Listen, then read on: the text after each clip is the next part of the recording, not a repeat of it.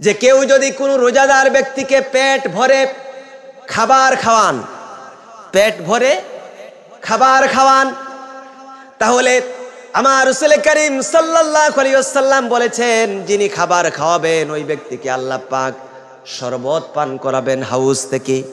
প্রিয় হাজরিন, আলোচনার দিকে খেয়াল করুন।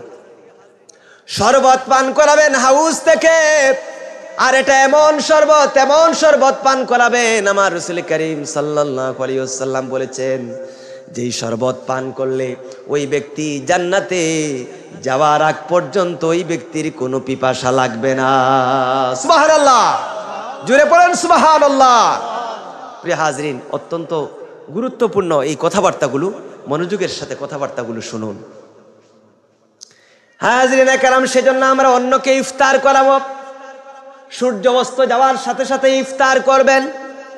কেউ কেউ ইফতার করতে দেরি করেন না। দেরিতে ইফতার করা এটা হলো সুন্নাহ বিরোধী কাজ। সূর্য অস্ত যাওয়ার সাথে সাথে ইফতার করে নেবেন। দেরিতে ইফতার করার কোনো সুযোগ নাই। অনেকে ব্যস্ততার কারণে দেরিতে ইফতার করেন, কাজের ঝামেলায় না। যথাসময় ইফতার করতে হবে।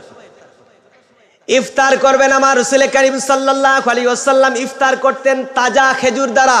কি খেজুর? তাজা খেজুর যদি রাসূলুল্লাহ না পেতেন, শুকনো খেজুর দ্বারা রাসূলুল্লাহ ইফতার করতেন। তাও যদি না পেতেন, তাহলে পানি দ্বারা ইফতার করতেন। হাজিরিনে কেরাম, আমরা যখন কোনো রোজাদারকে ইফতার করাবো, খেজুর দ্বারা ইফতার করাবেন, রোজার সওয়াব পাবেন। না হয় আপনি শরবত দ্বারা ইফতার করাবেন, রোজার সওয়াব পাবেন। না হয় এক গ্লাস দুধ দ্বারা অথবা এক গ্লাস পানি দ্বারা ইফতার করাবেন, আল্লাহ পাক রোজার সওয়াব দান করবেন। সুবহানাল্লাহ পড়েন। হাজিরিনে কেরাম, রমাদান মাসে আমরা অন্যকে ইফতার করাবো, এবং রমাদান মাসে ইফতারের মধ্যে আপনি 15 থেকে 20 মিনিট পর্যন্ত আপনি ইফতারের মধ্যে কাটাতে পারেন।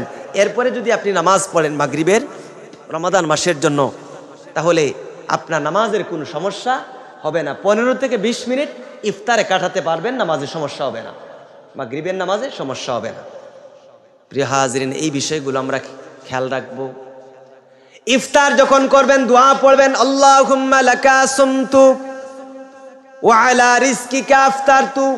হে আল্লাহ, আমি আপনার জন্য রোজা রেখেছি এবং আপনার দেয়া রিজিক থেকে আল্লাহ আমি ইফতার করছি।